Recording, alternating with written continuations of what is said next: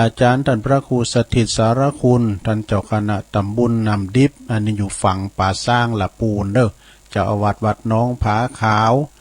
แล้วก็ท่านพระครูกัลยาณปราโมทอาจารย์สมหวังกัลยาโนจากวัดม่อนห้วยแก้วนี่3 ตุน 3 อำเภอนะสนะมาปะกันเนี่ยอำเภอจอมทองอำเภอดอยหล่ออำเภอป่าซางเปิ้นอู่กันเข้ากันหล่องๆซะนะก็เดี๋ยวก็อดถ่าดาฟังเนอะมีข่าวสารงานบุญประกาศหน่อยหนึ่งเนอะสถาเจิญโลมทำบุญเข้ากรรมปฏิบัติธรรมโสสานกรรมแล้วก็ปฏิบัติธรรมณสุสานป่าจ้าบ้านดุงโลงโธ่ป่าจ้าเปิ้นยินจิ๋วๆนะลงเนอะลมเย็นสงบนะตำบลวังผางอำเภอเวียงหนองหล่องจังหวัดลำพูนเนอะเปิดพัฒนาสุสานป่าจ้าแล้วก็ซ่อมแซมของซ่อมแซมกองฟ้อนเก่าแล้วก็สร้างเมนใหม่สร้างห้องอาบน้ำศพด้วยเอกเนาะเปิ่นจัดการเมนโดยเนอะวันที่11ก็ในระหว่างวันที่6เนอะวันที่6ก็จุโคกันเนาะตาลตูบต้านปางกันนะซะนะตานเสนาสนะตั้งหลายต่างๆเมื่อเจ้ามาเฮาก็จะมีการใส่บาตรหยาดปกกันกินข้าวน้ำจำข้าวง่ายกดตานน้ำตานทำกล่อมทำย้อยเอกตานขันเข่าขันน้ำกลางป่าเหี่ยวป่าจ้ากลางคืนมาก็ฟังเทศฟังธรรมท่านพระครูอภิวัตนวิกรมประจะไปเทศคืนวันที่7เนาะสถาแล้วก็วันที่10คืนนี่เปิ้นจะแข่งบ่ไฟดอกเนี่ยปุถโรโมนเนี่ยสถาให้ไปหูไปหันก่อโมนจะปิ้นหน้าโกโรสถาอุ้ยป่าเหี่ยวบ้านเก่าเฮาโลเนาะเขาจะต้องเข้าไปหันโมดเวลาหมดลมหายใจป่าเหี่ยวไผป่าเหี่ยวมันป่าเหี่ยวบ้านเฮาก็เมลาลงมีไหนก็เตาไฟไม่ลงน่ะป่าเหี่ยวรู้นั่นน่ะขี่ชีวิตขี่วิญญาณรู้ไปหาหนังงูขี่โตควายขี่โตกบขี่โตเขียดขี่โต มันไปหันหมดเนาะก็อันแม่นหมดอ่ะเนี่ยแต่ไก่ว่าเนี่ยว่าโอ้มันมีหันสัตว์ปะอันนั้นก็เจิญเนี่ยสถานเนี่ยไปเข้ากรรมกันรวมทานบุญจากเข้ากรรมกันติวสุสานบ้านดงหลวงป่าเหี่ยวโลงเนี่ยสถานเนี่ยโดยเมตตาบารมีตามอาจารย์ท่านพระครูสุตตะกัลยาณกิจอาจารย์มหาจำลองนะท่านเจ้าคณะตำบลวังผางเจ้าอาวาสวัดดงหลวงเด้อนะแล้วก็ตั้งคณะสงฆ์ในตำบลตัวเนาะเป็น30ตู่ปุณาสราตุลุงก็จะไปนะเอาต่อไปก็มาอู่กันแถมนะก็เดียวใต้และกันก็จะเปิดทั้ง2-3 สายสนาเนอะแต่เจ้านี่ก็อู่กันเลิงสวเฮาเนาะตุลุงก็สวไผก็สวปิ้นไปถูกอกถูกใจว่ะสัมพองเปิดก็เกมเนอะเกมตัวไว้แล้วตุลุงเปิดโทรมาหลังไม่นะพร้อมนะพร้อมทุกสิ่งทุกอย่างไอ้เนาะทำอกทำใจแล้วแต่กันนอกซ้ำเตอนะคุณที่เปิ้นเคยปิ้นใหญ่ปิ้นโตนะเคยมีตำแหน่งหน้าที่ในอดีตเนาะเคยสั่งความเจริญให้กับหมู่บ้านกับผู้นำชุมชนก็อีนะเวลาเฮาวันหมดอำนาจนะหมดยศหมดฐานแล้วก็เฮาก็มาอยู่สภาพเดิมเฮาแล้วก็เฮาก็ประคับประคองชีวิตเฮาโดยเฉพาะก่อนร่างกายเฮานี่ก็เวลาว่าเฮามาคิดพอนะครูบาอาจารย์ที่เปิ้นเกษียณอายุเปิ้นเข้าวัดเข้าว่ากันเนาะหันมาตั้งวัดตั้งว่าจะปิ้นปอหลวงกำนั่นก็ตามเด้อนะเฒ่าแก่มาแล้วนี่เปิ้นก็หันหน้าเข้าวัดเข้าว่าเนาะดีแล้วมาถูกทางเนาะตานนำตานทำตานหยังกันไปเนาะทำบุญง่ายๆก็คือตานเนี่ยซะได้เนาะของตานเฮาต้องบริสุทธิ์อย่างเปิ้นว่าตานหยังของตุลุงตานเข่านี่ชื่อว่าคือกำลังเนาะคือกำลังกายกำลังพลังวังจากะหอมได้กินข้าวนะโอ้ยไปเยอะข้าวปิญญาติบเนาะเฮาจังจุคนเฒ่ากินข้าวนะโอ้ข้าวตกต้องก็ปิญญาเนาะลงเนาะกินหนักๆกินหลายๆมัมกินหลายๆข้าวนะข้าวตกถึงต้องปิญญาติบเนาะเนี่ยเปิ้นว่าคือข้าวปินต้านนี่คือกำลังเนาะก็เฮามาซาข้าวกำก็น่ะตักบาตรข้าวสารอาหารแห้งก็หมายความว่าคือกำลังถ้าหือเสื้อผ้าเป็นต้านรอหือผิวพรรณวันณะเต็มแล้ว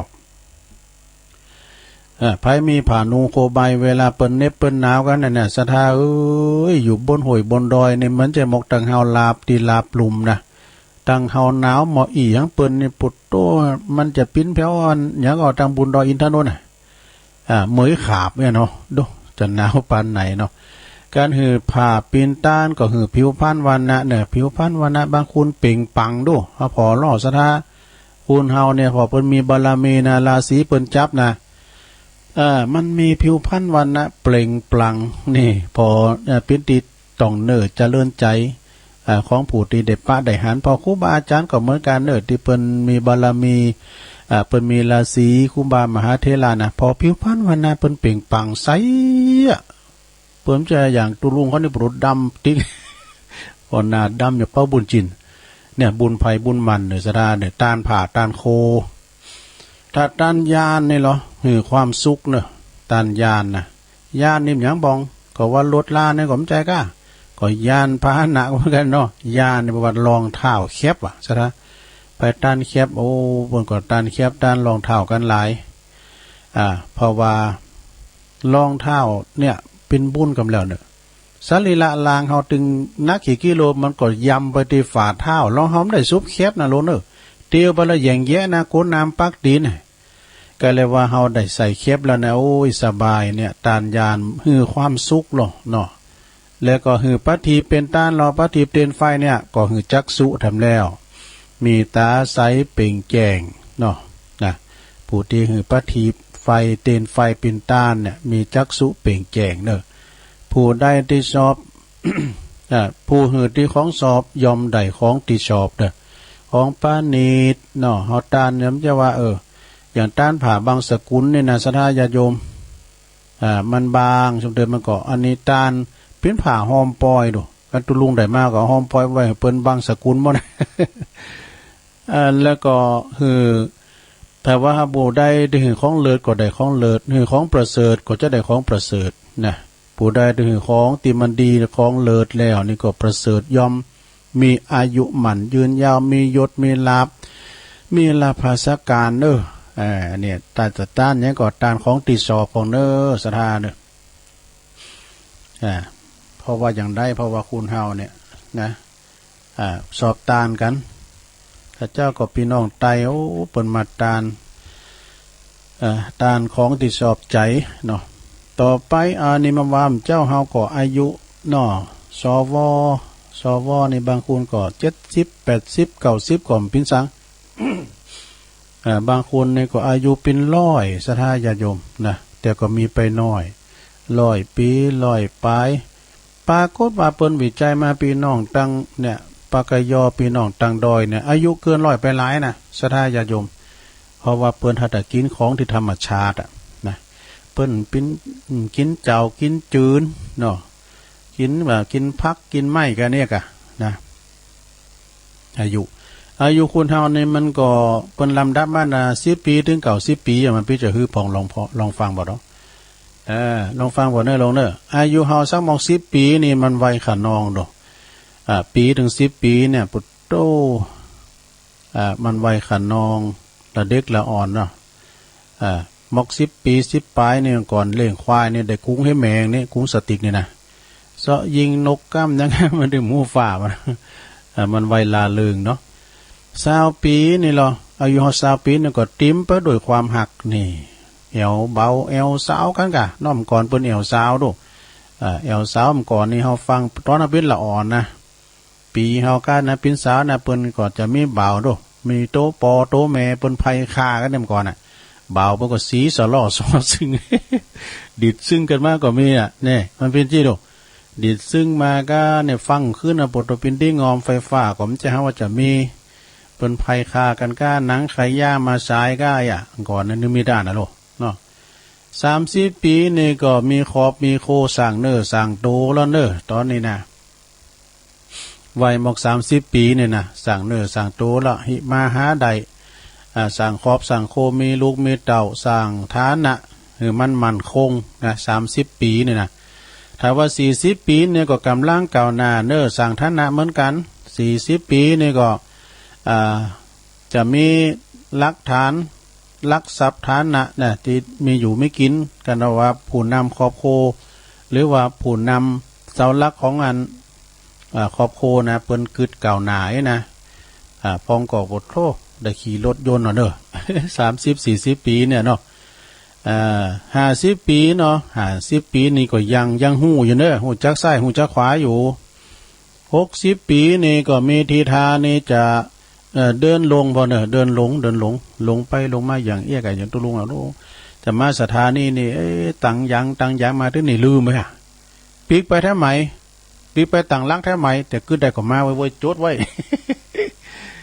มันขี่ลืมนะซะนะเจ้าเนี่ยก็ว่าได้เนี่ยซอหาโยมเนี่ยก็เปิ้นจะมาตานเปิ้นมาตานนั้นตานเก่าวัดก็หาแต่มาเป็น10 ปลายรถสีกันเนาะหลวงพ่อก็อยู่นี่ตุลุงก็ก็เปิ้นเขียนแล้วจื่อมันก็ซอหาเว้นตาเนี่ยบ่ต้องเมาไปมาน่ะเขาออกด้วยเนี่ยก็โยมนั้นขึ้นว่าตหลวงซอหาอย่างเจ้าก็หาเว้นตาดูนะก็ก้างอยู่หัวน่ะคิดว่าใครหน้าใครตามเลยเรียกว่ากลางอยู่หน้าผากล้านหน้าผากเขานี่ว่านานเหี้ยสดาอย่าโยมไม่ขี้ลืมนะมาซ้ำว่ามีนิดเดียวยังมูขี้ไงมันได้แย่งแวนน่ะเนาะใครหน้าใครตา70 ปีแล้วถ้า70 ปีนี่ฮอนนอนบัดลับแล้วเนอลงเนอนอนบัดลับอยู่บ่ไข่สุกละ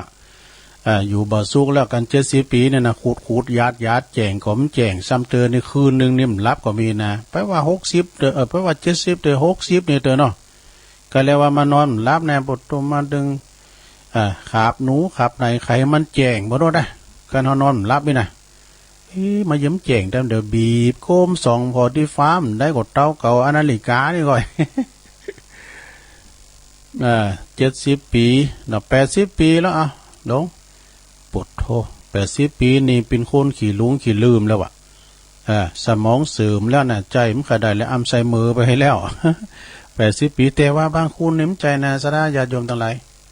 แฟนรายการตุลุงเนี่ยเพิ่นโทรมาถามว่าอายุเท่าใดแม่ลง83ดู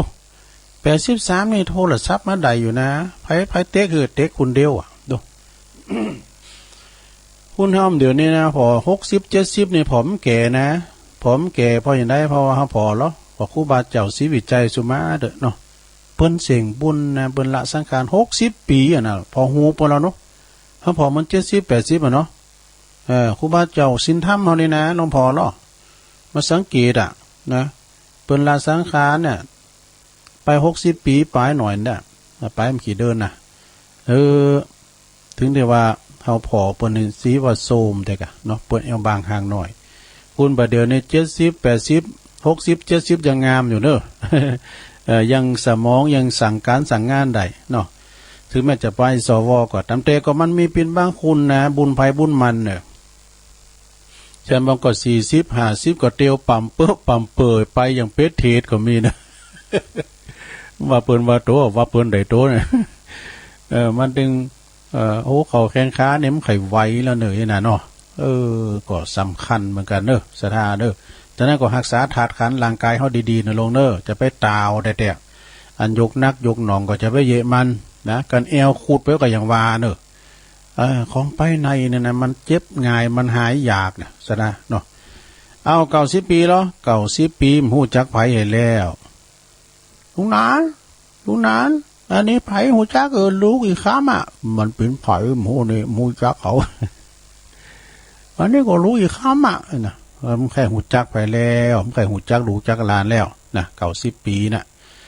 อันเปิดดึงว่าโดน10 ปีอาบน้ำบ่อน้ำ20 ปีแอว20บ่อกาย30 ปีก็บ่นายสงสาร40 ปีเยการเหมือนฟ้าแพะฟ้าผ่าดู50 ปีสาวน้อยดาก็บาดเจ็บใจ60 ปีไอเหมือนฟันโขกมันจะฮื้อไว้ฟันโขก60 ปีบ่หกติ้มโต70 ปีไข่โหเหมือนไห้90 ปีหรือว่า100 ปีไปไข่กดตายมันไข่กดตายซะได้เนาะมันตึกอันเนาะมันตึกอันเนาะ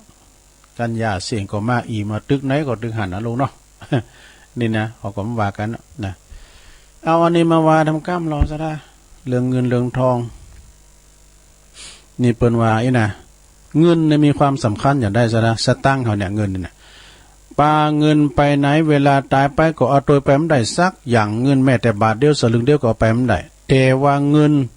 หู้ซึกว่า แต่ว่าเฮาขาดเงินรู้สึกเหมือนจะตายเนี่ยเฮามีเงินมีคำไปไหนก็ปากมองต้องแห้งหน้าหมอนซอกตอกเงินซื้อความฮักบ่ได้แต่ความฮักจะเสริมหายหนีหายเฮาไปก็เพราะว่าขาดเงินให้ฟังเขาล่อลูกเมเขาน่ะลูกโผเขาแล้วเวลามีเงินมีทองเขาอู่กันว่าโมนว่าเขาว่าเงินบ่สามารถซื้อรถยนต์ไม่ใช่เงินบ่สามารถซื้อการนอนหลับหือเป็นเดี๋ยวไปฝากโทรมาเด้อหือเป็นสุขได้แต่เงินนะแต่ว่านะแต่เมื่อบ่มีเงินก็คงนอนบ่หลับแต่กันเนาะสตังค์เขาก็มีอำปูก็จะบ่ได้มาโตยอ่อนนี่อย่าฮือดีนะนอนหลับน่ะคือนั่น เงินบ่สามารถที่จะซื้อสุขภาพดีได้แต่ว่าถ้ามันจะมีสุขภาพดีต้องจ่ายเงินเนี่ยซื้อยาดีมากินก็ต้องจ่ายเงินเนาะเงินบ่สามารถซื้อความเก่งกาจได้แต่ความรู้ได้รับปริญญามานะก็ต้องจ่ายเงินแน่โอ้ยเปิ้นเห็นกันในเสียงเป็นปั้นเป็นแสนนะหลงปริญญาเนี่ยเสียงก็หนักนะแต่ตุลุมเสียงสักบาทพอจบปริญญาบุญลังควาย เงินเนี่ยก็มีเป็นคนโง่ดูเหมือนฉลาดนะเพราะมีเงินเนี่ยคนฉลาดดูเหมือนคนโง่เพราะไม่มีเงินก็แต่กันเนาะเงินซื้อเปอหือใดมาซึ่งความถึงทุกอย่างนะแต่บางอย่างก็ยอมเสียเงินไปเพราะว่ายอมเสียทุกอย่างเพราะว่าต้องการมาซึ่งเงินนี่นะสระเงินไม่ใจเกี่ยวสารพัดนึกแต่ว่าถ้าว่าเฮานึกได้เฮามีเงินก็นึกย้ำได้สักอย่าง เอาไว้ได้อีกก่อนเนาะเปิ้นย่นก็มาเต็กมาติ๊กนี่ลงน้องไปปิ้นหยังก่อนเนาะตุลุงก็จะเปิดโอกาสให้เต็กมาเนาะโทรมาแต่เพราะว่าตุลุงอ่านในไลน์เนี่ยก็เดี๋ยวก็ตาไล่ไปนี่อ้าวตอนนี้ไปเหลือทำ10 นาที5 นาทีแล้วกันเนาะเดี๋ยวจะห่างเวลาอยู่เนาะหลงจะโทรมาก็โทรมาแล้วเนาะโทรมาจ้ากันรอบสุดท้ายเจริญปอนไม่ช้าพระคุณเจ้าอันนี้แม่เลื่อนเนาะเจ้าแม่เลื่อนถึงเวลาแล้วแม่เลื่อนแสนต่ออีก3 นาทีละแต่ก็วังเหนือฟังชัดเจนนะเนาะชัดเจนดีเนาะจ้าแม่เลื่อนขอบคุณแม่เลื่อนหนักๆเด้อที่โทรมาหากันนะกำลังใจนะเจ้าจุลุงก็คือกำลังใจแม่เลื่อนเหมือนกันเด้อแล้วขอถามหน่อยว่าจุลุงได้เท่าไหร่กันแน่อายุเท่าไหร่กันแน่ก็30 ปลายมาเนี่ยนี่จุลุงนะเจริญปอนครับกวาชาครับพ่อบุญธรรมโป่งหนองครับมาแล้วเมื่อละน้องได้เขาว่ากันแน่นักปีว่าแตนวันนั้นก็กันอยู่บ้านชักก็มาต้องหาอยู่นี่หาแซ่บครับนี่เขาว่าตุลุงต้องหาอยู่อ่ะถ้าว่าตั้งงานสายวิ่งแบบเป่าเนี่ยมันจำเสียงง่ายที่สุดกับปอบุญธรรมเนี่ยครับชัดเจนเลยเนาะปีวันนั้นนี่มันลืมตัวมาแต่นักการเจ้าแม่เลื่อนก็ถามว่าตุลุงตาใดเขาโกเปิ้นไปแปลเป็นเลขเขาจังถูกกันนะเขาก็เลยว่าได้30 ปลายสวแล้วแม่เลื่อนเอ้ยขอบคุณป้าบุญธรรมเด้อครับไว้ครับขอบุญธรรมเนี่ยเพิ่นฟังกุลรายการนะเพิ่นโทรมานี่แฟนคลับประจำแต่เจริญปอนไว้สาเจ้าเด็กหญิงอ้วนแม่โอนมาแล้วจำได้ไงหลวงโอนฟังเจ้าแล้วกะฟังเจ้าแล้ว2 วันแล้วหรอได้กะแล้วปิญญาควายปิญญาโทเขาเห็นกันในสิ่งพิเศษนะเขาเห็นกันนี่ว่าสิ่งนักล้ำเลือเนี่ยตุลุงนี่จบมาเนี่ยมันจะเสียอย่างนี้ในห้องเห็นกับห้องกว้างนะห้องกลางทุ่งนาเนี่ยมันเสียอย่างนู้ก็จบบุญลังควายกันดิลงอ้นมีเพลงอยู่รอบมาเป็นละอ่อนไปเลี้ยงควายเพลงยังเพลงว่าสร้างสายมันว่าพยายามแน่หรือพี่ชายจะเลี้ยงควายมาเลี้ยงไว้ได้ใช้นาคู่กันมวนเนอะฝึกวันเนอะสักวันจะห้องนะฝึกไว้เจ้าขอบคุณหลวงโอนเนอะ คุณเฮานี่มันมีประสบการณ์เหมือนกันโมตุลุงก็เคยเป็นครูใหญ่มาแล้วนะเดี๋ยวจะเป็นครูใหญ่ก็กำมาเสียฟาดควายเป็นนักเรียนตุลุงเจริญปอน เจ้าจากธรรมสการเจ้า ท่านได้จ้าโยม เจ้า แม่อยู่ไหน อาจารย์ไปนิ้วเจ้า แม่จันน่ะฮะ เจ้า แม่จัน เจ้าวางอยู่ แม่จันอยู่ไหนบ้านไหน ไปนิ้วเจ้า โอ้ปางนิ้วดูบปป ลงจำมันได้นะ สุมาโดยปางนิ้วแม่จันฟังเจ้าละกะ คนโจนโต๊ะน้อยเดียวกันจำกันมันได้ล่ะ ฝนตกมาใหม่ได้วันตกมาปุ่นบนหลายหาแล้วนี่ ปุ๊กซิปนี่ได้ลืมแล้วเนาะลืมเหมือนกันนั่นน่ะ อันนี้มันลูกอีกคำใช่กะ แว่นตาอยู่บนหัวก็ ปุโตคล้ายหน่ะคล้ายตากันนะวันนั้นต้องลงสหาอย่างไหนอ่ะเป็นตานเตียน100 วัตต์เนี่ยตาน100 วัตต์เนาะตาน9 วัตต์เนี่ยเลยวัดคนอันกาอยู่หน้าผากต้องลุงเราตัวปนหือจะซ่องอันดีอายบ่เนาะกันมก2 คูณ 3 คูณอย่างกวนกัน บนหัวแล้วก็ลืมเนาะก็หาได้กัน ก็นะกะขอบคุณแม่จันเด้อโอ้สาธุโอ้ยินดีแม่จันขอบคุณแม่จันปางยิ้วตัวเจริญปอน ธรรมสการครับผม ไอ้สุดทัดมาแล้วกู้ภัย55ฟัง98.75ครับโอ้ได้ยินไหมปุ้งกันนะครับโอ้นี่จะวิทยุรถยนต์ครับอันนั้นมันชัดเจนดีกะรถยนต์ครับมันวิทยุรถยนต์เสามันสูงนั่นก็โทษออดิโอเคลียร์เลยกะผมก็ได้มาฟังตุลุงตะกี้เนี่ยว่านั่นน่ะเมื่อ7 โมงป่ายนี่แหละครับไปปินเนี่ยก็ตุลุงมาเต้นเพิ่มได้อาจารย์ประครูเพิ่นไปเตะทำแต่ตุลุงก็มาเต้นเพิ่นครับวันเนี่ยครับมาเต้นเพิ่นมาเต้นอาจารย์ประครูเพิ่นไปเตะนี่นั่นครับเมื่อกำลังใจตุลุงเนอะขอบคุณสุทัศน์เนอะสากู้ภัย55อันนี้คนหนุ่มคนกำน่ะบ่ต้องไปมีเครื่องเสียงเนี่ยติดรถยนต์ดังบ่ต้องตุลุงเคยกล่าวแล้วนี่เจริญปอนภาษาเจ้าตุลุงจังได้จ้าจ้าแม่คำมูลบ้านประจำเจ้าโอ้แม่คำมูลได้เจ้าไปได้ยินตุลุงมาเมินละเจ้าเมินในแม่นนะเธอเพราะว่าตุลุงก็มาเตียนเพิ่นเนาะเจ้ามันก็มาปิ้นตืออ่ะอย่างตุลุงว่านะเนาะไปจากไปฉลึงก็ได้ไปตัวเนาะท่านเนาะตัวเป็นสักบาทนะกะนั่นเนาะแต่ก็เขากับดำหรือว่าคุณงามความดีเนาะบาปกับบุญน่ะเนาะเจ้าสร้างความงามความดีดีกว่าเนาะสร้างไปนั่นเนาะเป็นหยังอ่ะขอบคุณมาคำมูลเด้อเอาเจ้าพระวสาเจ้าตัวกำลังใจตัวลุงขออนุญาตยกมือยกนี่กันเนอะเพราะว่าอันเจว่าห้างไว้สัก5 นาทีเนอะเจเปิดคอมท่าล่ะขอโทษสายกันเนอะรอบแล้วก็มีแม่มนวงสายะแม่ลาปันนากบดูไก่นะแม่น้อยสุขสบายเวียงป่าเป้าแม่สีทรป๋ามีสาสีทรใช่ไหมเนี่ยแม่สาสีทรป๋ามีแต่เปิ้นอยู่เหล่าแมวเนอะแม่จันตามงคลวานิชเนี่ย